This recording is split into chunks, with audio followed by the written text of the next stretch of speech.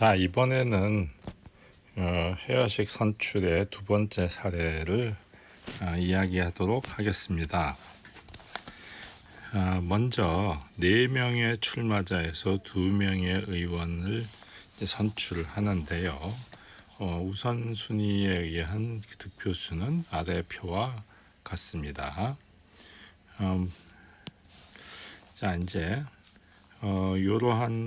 이러한 순서로 되어 있는 득표가 이제 7명, 6명, 6명, 4명 이런 식으로 되어 있다고 합시다. 자, 이제 헤어식 선출 시 이제 당선은 누구에게 되느냐? 그 질문인데요. 이제 23표, 유효표 수는 23표입니다. 요거 다 합치면 23표란 뜻이죠. 다 합치면 요게 23표. 근데 2명을 뽑기 때문에 우리는 쿼터 당선 표수는 23을 3으로 나눈 다음에 가우스 기호 그러면 요게 약 7점 얼마 이렇게 되죠. 그래서 8점 얼마에게 요 값은 이제 7이 되는 거 아니에요. 그래서 결국 요거의 곽가로니까 요거는 이제 7이 되죠. 그래서 요거 1 더하니까 8표가 됩니다. 그래서 이제 1차 투표를 이제 보면 민나라 1은 7표, 민나라 2는 6표, 한주 1은 6표, 한주 2가 4표 이런 식으로 얻잖아요. 그러면 이제 최소 득표 탈락자에 의해서 한주 2가 먼저 탈락이 되겠죠. 최소 득표를 했으니까요. 그러고 나면 다시 이제 보시면 이번에는 이제 한주 다시 그냥 이 민나라 1은 하나, 민나라 2는 6표, 한주 1은 여기까지 합쳐서 10표가 되죠. 그래서 이제 우리가 당선 표수가 8표니까 한주 1이 10표를 얻고 당선 표수 8표를 이상하니까 한주 1이 당선이 됩니다. 그죠? 그래서 한주 2는 이제 1차 투표에서 이제 탈락됐고요. 한주 1이 그 다음에 당선이 이제 되는 겁니다. 그래서 이제 이렇게 이제 그 방금 얘기한 것처럼 한주 1이 이제 됐어요. 그러면 이제 8표를 이제 한주 1을 당선시킨 8표와 한주 1을 이제 빼요. 그래서 한주 1, 한주 1, 한주 1. 그러면 이제 8표가 빠져나가니까 여기 이제 2표만 남아요. 그래서 이제 2표를 이제 남으면 자, 이제 민나라 2, 민나라 1은 7표 여전히 민나라 2가 이거하고 요거까지 합치면 요렇게 합치면 8표가 되죠. 그래서 이제 민나라 2가 8표로 당선이 되는 거예요. 그래서 우리가 이제 최종 결과는 어떻게 되냐면 결국은 민나라 2가 당선되고 아까 한주 2가 당선되는 그런 이 상황이 이제 되는 거죠. 그래서 민나라 2가 8표에서 추가 당선이 되고 아까 한주 2가 한주 1이었나요? 지금 잠깐 헷갈렸네. 한주 1이 이제 당선되는 이제 그런 일이 벌어지는 거죠. 그래서 결국 한주 1과 민나라 2가 당선이 되는 것이 있습니다. 그러면 이제 이것의 장점은 뭐냐?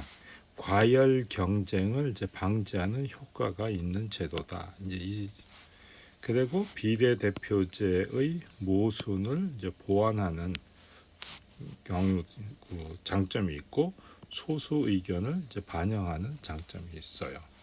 우리가 작년에 그 지금 여당하고 그 정의당 이런 몇 당이 합쳐서 비례대표 이런 걸 만든 것이 있었어요.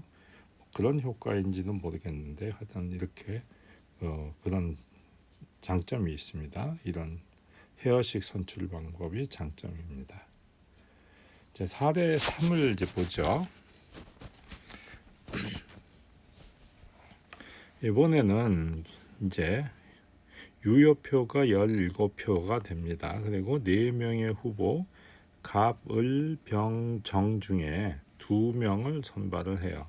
당선표 수는 이제 여기 2니까 3, 여기 3이로 되죠. 2 더하기 1이라서. 그 다음에 17표가 여기로 오니까 이것은 약 5.6은 안 되죠. 5. 얼마 해서 이거에 가까우니까 이것은 5죠. 그래서 6이 나옵니다.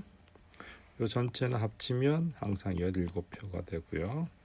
그래서 이제 우선순위는 갑을병정, 갑병정을 뭐 갑정을병 이런 식으로 돼 있어요. 자, 그러면 자, 우리는 6표기 때문에 갑이 일단 여기 보시면 만장일치로 그 당선이 되겠죠. 당연히. 그러면 이제 갑이 이제 당선이 됐어요. 1차 투표로. 그랬더니 이제 문제는 자, 6표를 가지고 이제 당선표 수가 6표니까 6표를 가지고 이제 6표를 빼야 되잖아요. 그죠? 그럼 이제 6표를 빼야 되는데 여기 있는 것만 달랑 빼면은 의리 입장에서는 손해죠. 또 여기 6표를 뺀다면 병 입장에서 손해고요. 여기서 6표를 뺀다면 말이 안 되죠. 정도. 그래서 약간 서로 다 불만이 있을 거예요. 그렇다고 공이 2표를 뺀다 하면 어떻게 되겠어요? 정 입장에서는 손해죠. 그래서 이건 어떻게 하느냐 하면은 이제 비례에 준해서 6표를 이제 빼야 되는 그런 일이 이제 생기는 겁니다. 그래서 6표를 이제 빼는데 아까 말한 것처럼 이제 그 지지하는 거에 이제 순서 그 비례에 의해서 이제 빼야 되는 거예요. 그래서 어떻게 빼느냐 하면 약 그 여기 보시면 이제 그 6표에 해당하는 거를 요 6명에 이제 지지하느냐, 6명 지지하느냐, 5명 지지하느냐 이런 거에 따라서 그 이제 표를 이제 그 재해야 됩니다. 그래서 우리 같은 경우에는 어떻게 하냐면은 그 6표인 경우에는 이제 11표가 남잖아요. 그죠? 6표는. 그럼 11표를 어떻게 나눌 거냐? 17분의 6에 비례해서 계산하면 돼요. 그래서 약 3.9가 되는 거죠. 마찬가지로 요거는 아까 5이었었잖아요. 그래서 11 곱하기 17분의 5에 해당하는 양만큼 해주면 돼요. 그래서 3.2명이 이제 되는 거죠. 그래서 3.9, 3.2 이렇게 해야지 이 두 번째 순위자가 불만이 없어지는 거죠. 그래서 이제 그러면 이제 이 우리 겸은 3.9표, 병이 3.9표, 정이 3.2표 이렇게 되는데 그럼 최소 득표자는 3.2표를 얻은 정이 되겠어요. 그래서 정이 탈락됩니다. 왜냐하면 6표에 못 미치니까. 그래서 그럼 정을 빼고 나면 을은 요거랑 요거 여기 이제 을이 차지하죠. 그래서 을이 3.2하고 3.6 9를 합치면 3.9 3.2를 합치면 6.1이 돼서 6표를 넘죠. 그래서 을이 당선되는 그런 이제 상황으로 갑니다. 그래서 갑하고 을이 당선이 되겠네요. 그래서 당선 표수를 얻은 후보자가 없었으니까 이제 정이 탈락하고 을이 이제 당선되는 일이 생기는 거죠. 그래서 여러 후보자 중에서 K명 선출 시 총 유효표 N표일 때 헤어식 선발 제도의 당선 표수는 항상 이런 식으로 계산하는데 이거 대신에 Q가 당선표 그 부등식 이런 결과로 만족시키면 당선 이런 식의 이제 그 룰을 바꾸면 헤어식 결과와 이제 달라질 수도 있어요. 이제 그러니까 여기서는 등호였잖아요. 여기서는 이제 부등호로 바꾸면 당선 결과가 달라질 수도 있다. 그런 상황이 되는 거예요. 그래서 자, 이제 그 다음에 우리는 투표제의 이제 가중 투표제를 이제 살펴보도록 합시다. 자, 유권자들이 서로 다른 비중의 표를 가지고 투표하는 제도입니다. 가장 대표적인 것이 주주총회죠. 왜냐면 대주주와 개미 투자가 하고 다르잖아요. 그죠? 그래서 주주들은 자신의 보유한 주식에 비례하여 투표권을 가집니다. 그래서 이제 이게 가장 대표적인 예예요. 그러니까 대주주가 있고 뭐 삼성 같으면 이건희 같은 경우죠. 대주주 같은 경우가 이제 자기 주식의 뭐 몇 퍼센트를 보유하고 있느냐. 그리고 이제 개인 주주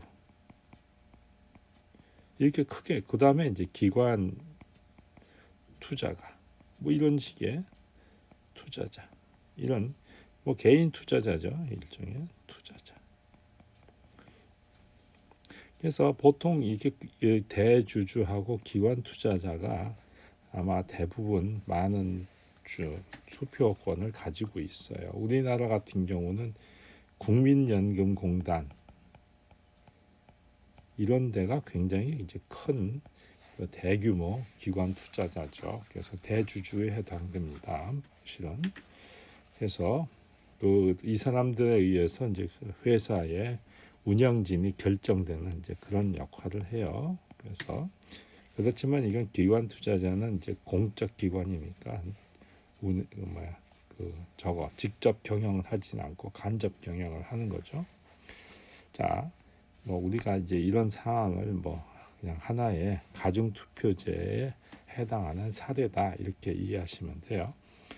자, 그다음에 이제 맹군의 가족 회의의 의사 결정을 어떻게 하느냐? 이거는 이제 그 가족 회의에서 결정하기 나름이겠죠. 그래서 각 구성원은 자신의 나이만큼의 표를 갖는 걸 하자. 그냥 이거는 말 그대로 그냥 약속입니다. 약속. 이거는 그 집안의 가족의 약속으로 정할 수 있어요. 이건 뭐 항상 그렇다 이건 아닙니다. 그 집안마다 다르겠죠. 의결 표수는 전체 표수의 이제 과반수로 하자. 이것도 하나의 이제 약속이 되는 거예요. 의결 표수는 전체 표수의 과반수로 한다. 이것도 이제 약속. 이거 두 가지가 약속으로 하는. 그래서 이제 전체 구성원이 이제 동의하면 되겠죠. 근데 뭐 나이만큼 갖는다 하는 것은 뭐 약속인데, 그러니까 뭐 어린애한테도 같은 표수를 준다 하는 것은 조금 다르죠. 느낌이. 그죠? 그래서 그런 이제 의미입니다. 자, 일반적인 의사 결정에 대해서 살펴보도록 하겠습니다. 보통 이제 우리는 이제 가중 투표제 같은 것들을 이제 의미할 수 있을 텐데요. 어떤 집단의 구성원들의 표수가 즉 가중치가 이런 식으로 이제 주어진 거예요. 이게 이제 가중치입니다. 그리고 이제 의결 표수가 이제 Q인 의사 결정 제도를 이제 어떤 식으로 하냐면 이런 식으로 표현을 하는 거예요. 그러니까 이제 대주주 같은 경우에 가중치가 뭐 W1, 그 다음에 기관 투자 같은 경우는 가중치가 W2, 그 다음에 뭐 이제 개미 투자가들 같은 경우 가중치가 W3, 뭐 이런 식으로 했을 때 이 중에 이제 과반수 이상 같은 경우를 이제 뭐 우리는 Q라고 이제 하는 거겠죠. Q는 이제 과반수 이상이 되겠죠. 그랬을 때 이제 이런 식으로 과반수 이상의 표, 그 다음에 가중치들을 모아놓은 거 이런 식으로 표현합니다. 그래서 이제 전체 표수라는 것은 결국은 W1부터 여기 있는 모든 거의 개수겠죠, 합이겠죠. 이것이 이제 여기 WN이에요. WN. 그래서 이제 우리는 어떤 식으로 성립하냐면 이 Q라고 하는 값이 과반수 이상이니까 2분의 T보다는 많아야 되고 전체 T보다는 당연히 작아지겠죠. 그래서 Q가 T면 이제 우리는 보통 만장일치제다 이렇게 얘기하겠죠. 그러니까 뭐라 그러냐면 주권을 가지고 있는 사람이 주식을 가지고 있는 사람이 전부 다 찬성했다. 이제 이런 의미가 되니까 그런 식으로 얘기할 수 있을 거예요. 자, 그러면 이게 뭐냐면 각 구성원이 자신의 표수를 나누어서 행사하는 것이 아니라 자신의 표수 전체를 한 번에 행사하는 거예요. 그러니까 어떤 주주총회 같은 거 열렸을 때 대주주가 자기가 대표가 되는 거에 다 찬성해야지 나눠서 다 찬성하지 않을 거 아니에요. 그러니까 그다음에 기관 투자가 같은 경우에도 어느 한 사람에게 모응당 찬성하는 그런 식의 걸 이제 양상을 보이고, 개미 투자자 같은 경우도 집단으로 모여서 어느 한 사람을 찬성하는 그런 식으로 이제 이해하시면 되겠습니다. 자, 이제 가중 투표제가 다음과 같이 이제 되어 있다고 합시다. 그래서 12, 5, 4 이렇게 되어 있는데 이게 전체적으로 21죠.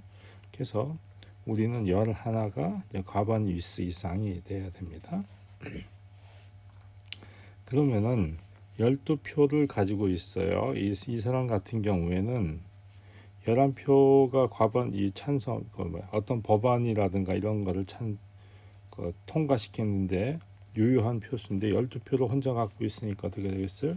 이 사람이 찬성하면 나머지가 아무리 반대해도 소용없죠. 그래서 이 사람은 12표를 가지고 있는 사람은 즉 자신의 표수가 이결수 이상인 구성원을 뭐라고 하냐면 독재자다 이렇게 얘기하고 있어요. 그죠? 그래서 요새 이제 국회가 과반수 이상인 표를 가지고 있는 당이 드디어 나왔으니까 일종의 그 당의 입장에서는 이제 이 용어를 빌린다면 독재자다 이렇게 얘기할 수가 있는 거게 되겠죠. 자, 이제 그 다음에 두 번째 가중 투표제라고 하는 것이 어떤 식으로 되어 있냐면, 자, 9표, 5표, 4표, 2표를 가지고 있어요. 그래서 전체적으로 여기는 20표인가요? 이게 20이네요. 그죠? 20인데 어쨌거나 우리는 12표를 가지고 12표가 이제 법안 이제 통과하는 저거라고 생각해요. 그렇게 이제 합시다. 그러면은 요 9표를 가지고 있는 입장에서는 요 네 사람이 나머지 세 사람이 아무리 해도 어떤 일이 생겨요? 이 다 합치면 11표밖에 안 되잖아요. 이 세 명이 합치면 그럼 12표에 못 미치니까 어떻게 되겠어요? 이 사람이 이 사람이 찬성하지 않는 한 9표를 가지고 있는 사람이 혼자서 원하는 의견을 통과시킬 수는 없어요. 그죠? 왜냐하면 9표니까 원하지 않는 의견을 통과시키지 않게 할 수는 있죠. 그래서 전체 표에서 자신의 표를 빼면 의결표수 미만이 되는 구성원을 뭐라고 하냐면 거부권자다 이렇게 얘기하는 거예요. 그래서 이 9표를 가지고 있는 사람이 즉 거부권자다 이렇게 얘기할 수 있겠어요. 그러면 여러분들한테 숙제를 하나 내줄게요. 숙제. 요즘 그 21대 국회 이제 선거 결과가 나왔잖아요. 그럴 때 우리는 그거를 그 당별로 예를 들어서 그 열린 우리 당인가요? 우리 당 이름도 잘 모르겠는데 이렇게 통합신당, 통합당 이런 식의 몇 개 당이 있었죠. 그 당들이 가진 그 득표수를 가지고 뭐를 생각하냐면 한번 앞에서 말하는 요 의사결정 제도를 한번 만들어 보시기 바래요. 이해가 가시죠? 그러니까 열린 우리당의 표수가 W1, 통합신당이 뭐 W2, 또 뭐 다른 당 또 있죠. 또 뭐 여러 당이 있어요. 그러면 그걸 다 합쳐서 아마 300표 우리가 이제 과반수 이상이 되는 과반수가 뭐가 되는지, 과반수가 얼마인지 그걸 한번 생각해서 그 표를 한번 이런 식의 표를 만들어 보시기 바래요. 그래서 즉 요새 말하는 열린 우리당이 앞에서 말하는 이 가중투표제의 의미에서 즉 독재자다, 거부권자다, 뭐 이런 거가 되는지 안 되는지를 한번 따져 보시기 바래요. 그거 재미있을 것 같죠? 자, 이제 두 번째는 가중투표제의가 이제 언제 동등하냐? 예를 들어서 요런 식의 두 가지의 가중투표제가 있어요. 이것이 동등하다 하는 것을 이제 얘기하려면 첫 번째, 요 n하고 n 프라임이 동일해야 돼요. 그러면 같으니까 이제 어떤 1대1 함수가 이제 있어서 이렇게 어떻게 되냐면 예를 들어서 요쪽에 있는 거에 합을 이제 임의라고 됐으니까 K개를 임의로 잡는 거예요. 이 중에서 이거 이런 식으로 이제 듬성해서 K개를 잡아서 Q보다 큰 것은 요 함수, 요 I1을 함수 값으로 보냈을 때 이렇게 되겠죠. 그러니까 요쪽에 이런 걸로 잡았을 때 여전히 K 프라임보다 Q 프라임보다 크게 되면 그것이 이렇게 동치라고 하면 우리는 이 두 개의 가중 투표제가 똑같은 거다 이렇게 얘기하는 거예요. 동등하다 이렇게 얘기해서 동등하다 할 때는 이제 이런 식으로 표현을 합니다. 그래서 이런 제도와 이런 것이 똑같은 거다 이렇게. 그래서 중요한 것은 개수가 동일해야 되고요. 개수가 동일해야 되고 그 다음에 이 중에서 K개를 임의로 뽑았고 그 다음에 그거에 대응되는 것들을 다시 뽑았을 때 마찬가지로 요거보다 여기에서는 Q죠. 이쪽에서는 Q 프라임이니까 Q 프라임이 되는 그런 경우가 발생하면은 우리는 같은 동등한 제도이다 이렇게 얘기를 할 거예요. 자, 그래서 예를 들면 4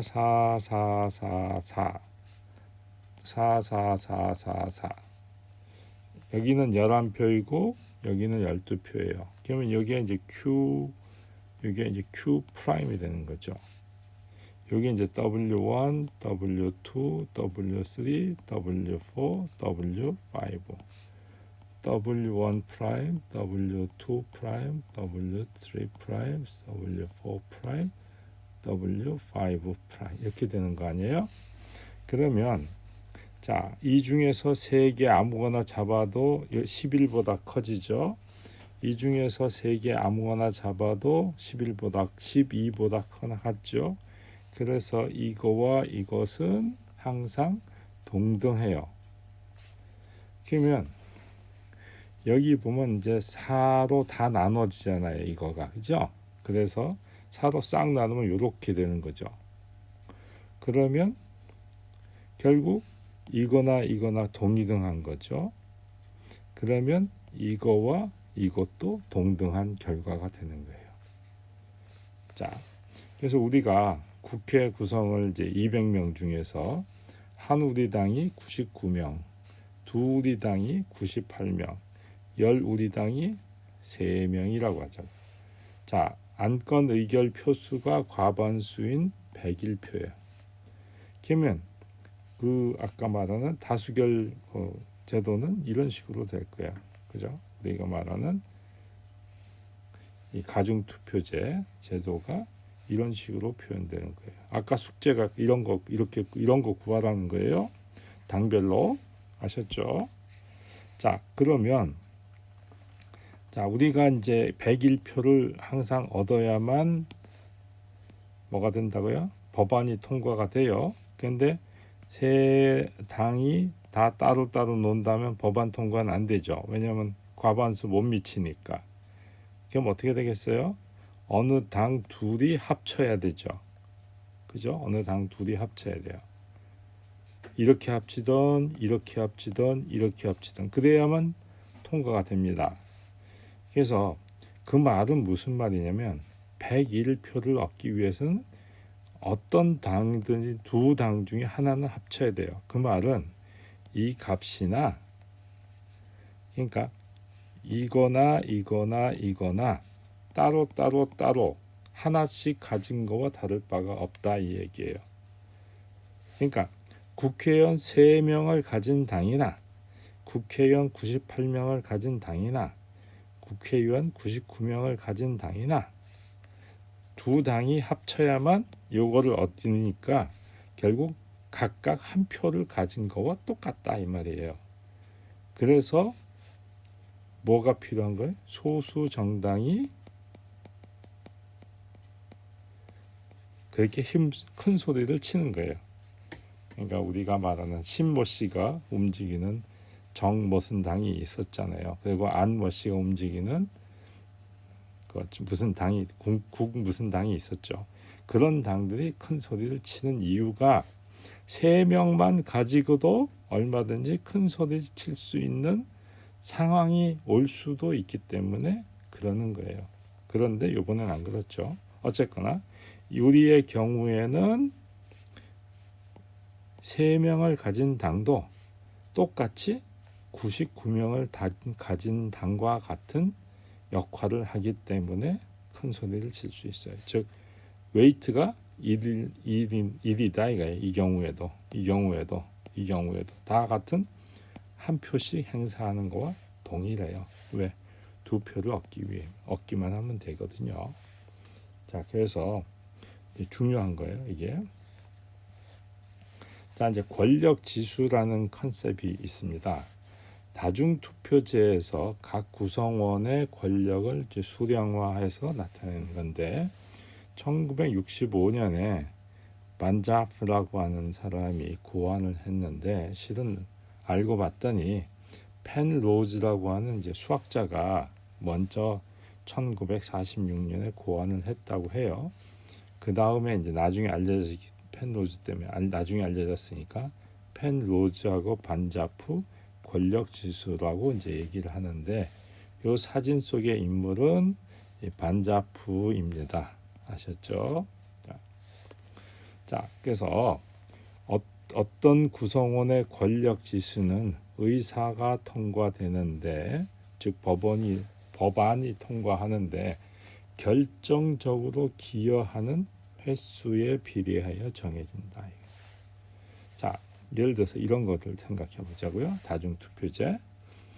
그러면 안건 통과를 위해서 가결 연합이 뭐냐면 세 당이 모두 찬성하거나 두 당이 찬성하거나 이렇게 그래서 50명인 이 당 입장에서는 하나, 둘, 세 번 참석이 되죠. 그래서 빨간색 구성원이 빠지면 가결되지 않아요. 그래서 빨간색 구성원은 가결되는 데 결정적인 역할을 즉 3번이나 하죠. 3번. 그러면 49표를 가지고 있는 당은 한 번, 2번이죠. 다시. 이건 약간 좀 49표를 가진 당은 여기에서만 한 번. 그 다음에 한 표를 가진 당은 50하고 1 여기에서 한 번. 그래서 각각 1회예요. 각각 1회. 횟수를 카운트 잘못됐네요. 자, 그래서 5번 중에 3번 50표를 가진 당은 5번 중에 3회.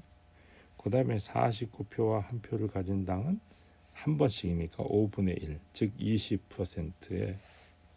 그래서 동등한 제도에서는 권력 지수도 이제 같다, 이제 이런 얘기를 할 수 있는데, 즉 동등하다는 얘기는 아까 말하는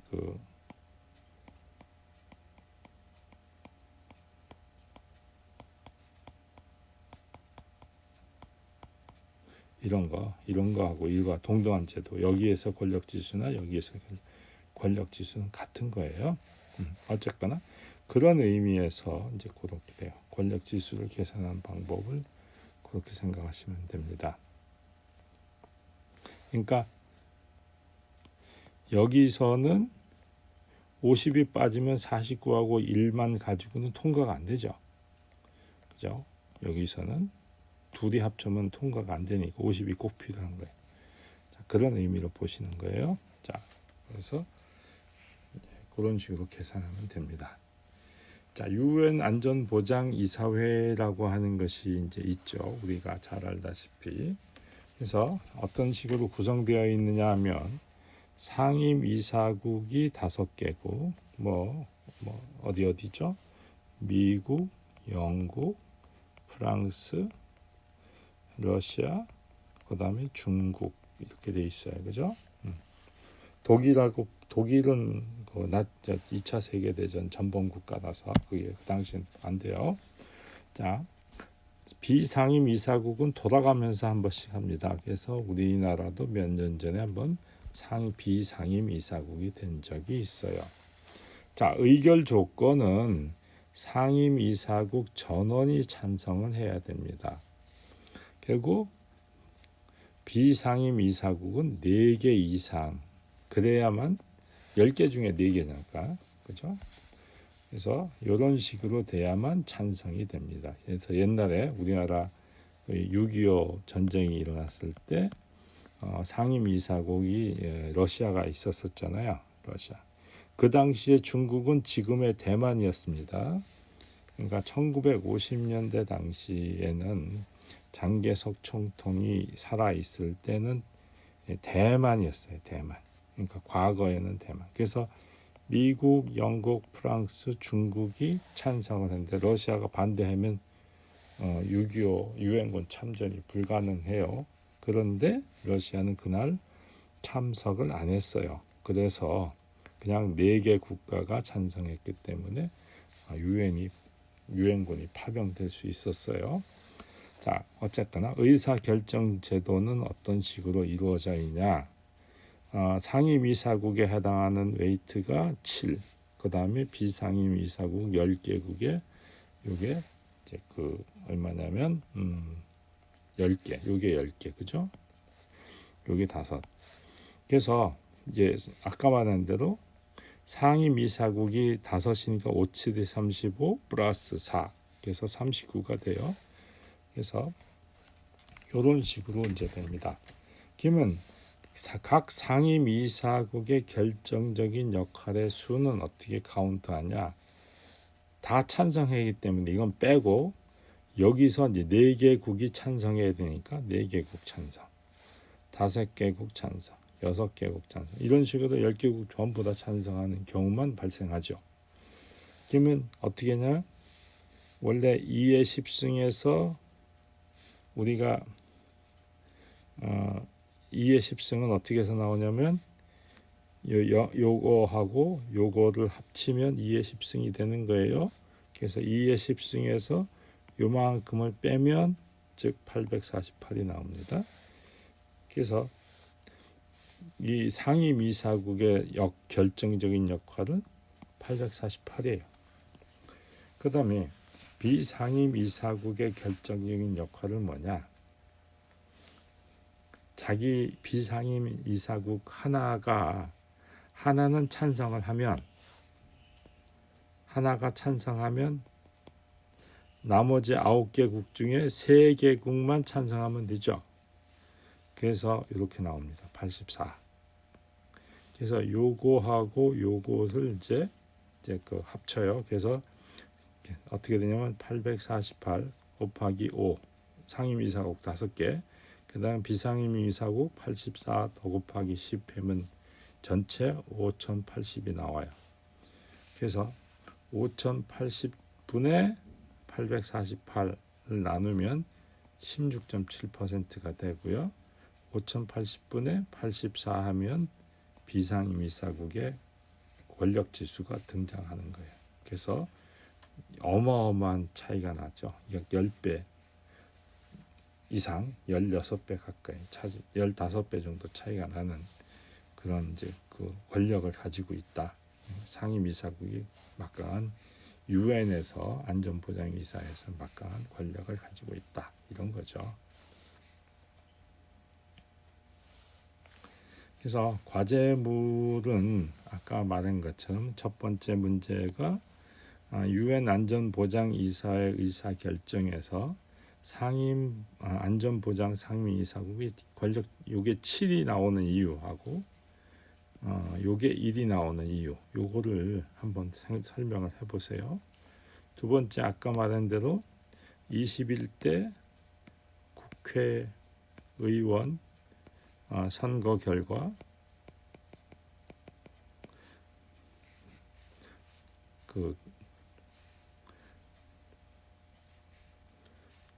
저거 구하는 거, 그 아까 말한 이 가중 투표제 왜 같은 그 결과 구하는 거 있잖아요, 그죠? 그러니까 가중 투표제. 그래서 W1, W2, W3 등등등등 할 텐데 여기는 그 과반수 이상, 요거는 당, 요쪽은 이제 당별 의원수. 그 다음에 이제 만약에 이거하고 같은 동등한 제도가 있다면 어떻게 될 수 있는지 이걸 한번 생각해 보시기 바래요. 그래서 이 두 가지 제도를 한번 해 보시기 바랍니다. 자, 이상으로 마치도록 하겠습니다.